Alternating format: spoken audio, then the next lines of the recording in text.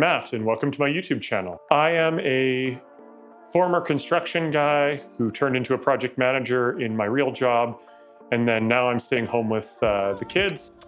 All my life I've done DIY things. I've helped my parents with their projects, I've done my own projects, and I had a house that we fully renovated before moving to this one. I was given the opportunity 2 years ago to buy my grandmother's house from her estate. What this is a 70s house here in Canada that has pretty much not been renovated. Now you can see behind me, we've done some things already, but what I want to do with this channel is take you along my journey on renovating this house and share some of the tips and tricks that I have developed over the years of doing renovations, both on my own houses and on other people's houses. My wife and I owned a bungalow that we completely renovated before we bought this house. And I've also worked professionally doing cabinets during university. I have done various fine woodworking projects essentially all my life. So what I'd like to do is take you along with renovating this house and the journey of doing that, as well as try and provide some information for people who've never done renovations before, trying to give some tips and tricks. Because to be honest, doing a renovation as a DIYer is completely different than doing it professionally.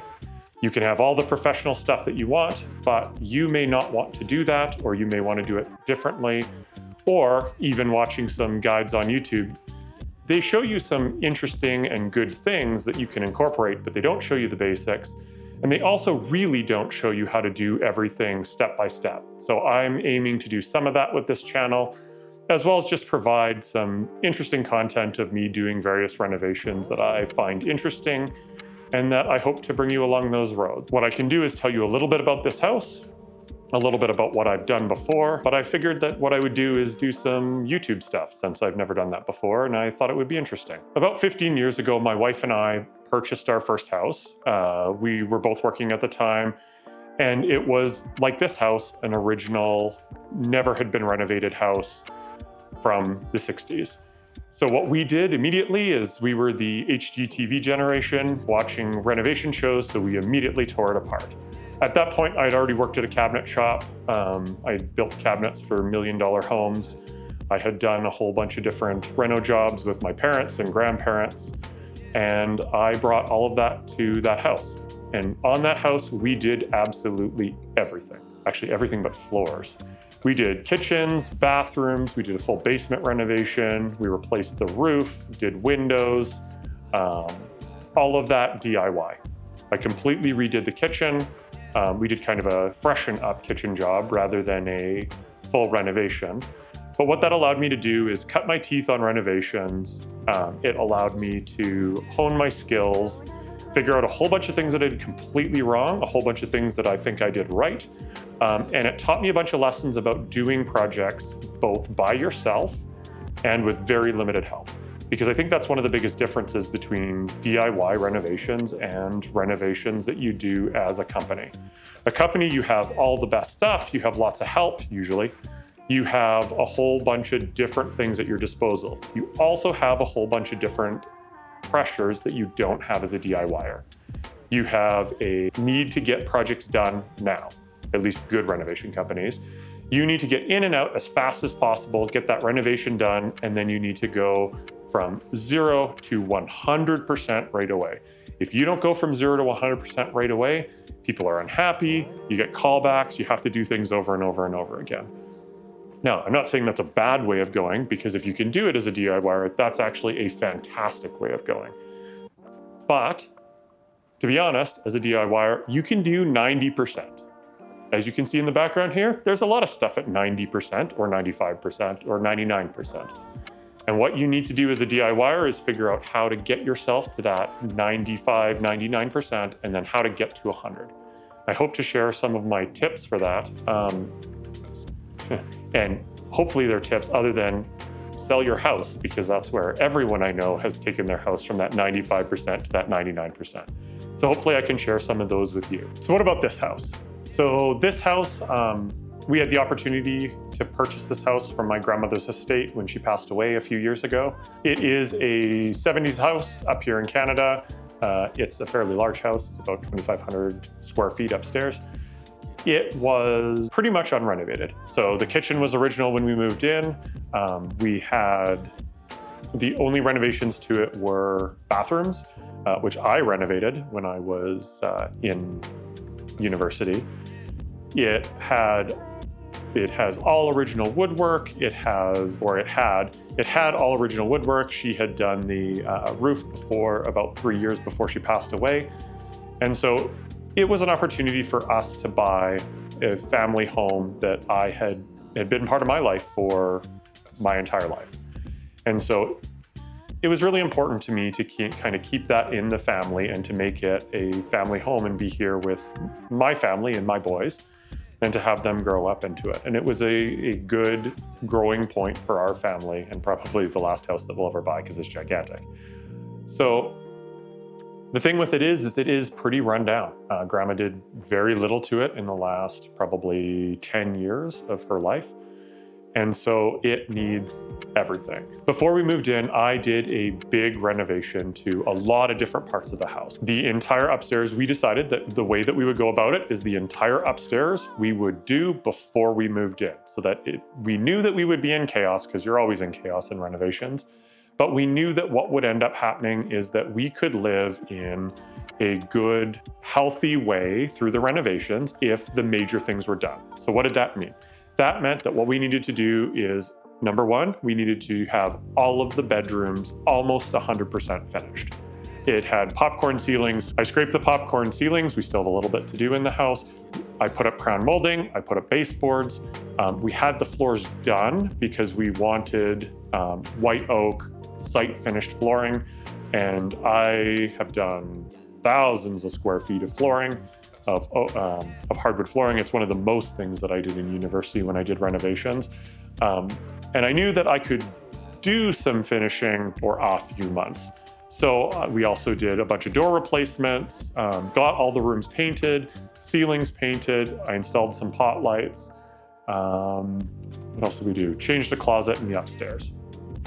So that was all done before we moved in. So we finished all of that, and then at the same time thought, hey, maybe we should do the floors in the main floor. So I was able to do this, which is an addition that I did. We did a bump out here, a 2-foot bump out in the kitchen. We then took and added and refinished almost all the floors in the main living room. So floors are pretty much done. Flooring is quite easy. I still have some flooring to do. We're planning some more additions to the house, some conversions to the house, so I'll show you that as kind of we go. That was a hard time. Most of that time was done, or most of that renovation work was done because I was at home watching 2 toddlers at that point in time. Most of that work was done after their bedtime from 6:30 through till like midnight, 1 o'clock in the morning. That's how I worked. The only help that I had was my dad would come over once in a while to help me with those. And we did, between the two of us, we did a really good job of getting that done. What that did, though, is made our house an absolute disaster. So upstairs is really nice. There's a whole bunch of unfinished things. Doors are still unfinished, which is a project that we're going to tackle here right away. Some of the roof still isn't properly painted because we rolled the roof before I sprayed the crown molding. Some things are dented and dinged because I have 2 boys and they destroy the house constantly. We have a really nice stone fireplace that I did that I never grouted or finished, so we'll do that. So what I want to do with this house is there's going to be a couple things. One is going to be logs of how I'm going through and doing big renovations. So I have some big renovations planned for the next 2 years. The other thing that I would like to do is kind of a 95 to 100% little job, where I take a room or something that's undone in the house, and we take it from that 95%, we try and get it to that 100%. Maybe we take it from 95 to 98, because with a DIY, you can't take it to 100%. That would be too good. So we have railings to do, we have more roof scraping to do, we have roof painting to do, we have lighting to do. We have entire entertainment systems to do. We have fireplaces still to do. There's still stuff to do in the kitchen, hood fans, all that sort of stuff. So that kind of gives you a flavor of what I'm doing. That doesn't even count the outside. We have a shed to do. We have a retaining wall to do that's falling over. We have a deck that is something that my grandpa and I built when I was in junior high. You can probably see how old you think I am, and that's a long time ago. For the US, that's middle school. So we have fences, we have all of those things, and that doesn't even cover when you're a DIY person, you end up helping a lot of people with projects. So maybe if there's some interesting projects outside of that, I'll take you along with that as well. So I am bringing the experience of working at a professional cabinet shop, having renovated my own house. Also in university, I decided that that cabinet shop, I could do everything that was at that cabinet shop myself. I didn't know why I needed the cabinet shop to do it. So I also, for a few years, ran small renovations. So I did bathrooms and kitchens and cabinet installs, baseboards, crown moldings, that kind of stuff.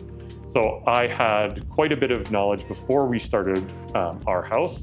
And then I gained massive knowledge of that house because we did everything.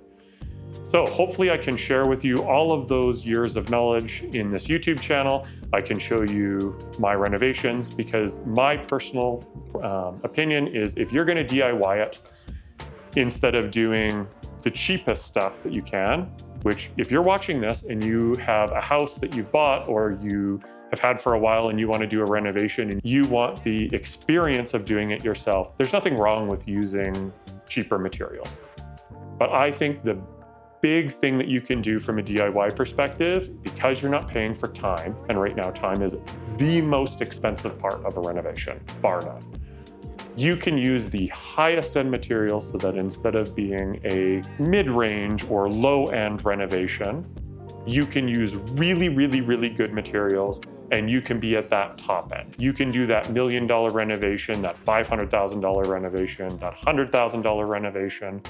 I don't know where you are, but here getting into a $100,000 renovation is really, really, really easy and really basic because of how expensive everything is. So what you can do is you can get that high-end renovation for a low-end price. And you can add value to your house. You can add value to your surroundings. You can be happier with what you're doing. You can be happier in your house. You can have all of those things and do it yourself. So that's what I hope to show you over this time. I have tons of different information about it. I have tons of opinions, so I'll share those along the way. I do lots of things that you're not supposed to do, but that is part of doing renovations yourself. Not having to do it for someone else where it needs to be or where it should be 100% because you live with your choices instead of someone else living with your choices. So hopefully what I can do over this series and series is show you the progression of the house, progression of some of my other projects. I've already done a few projects for my parents over the summer, so I'll share those as well.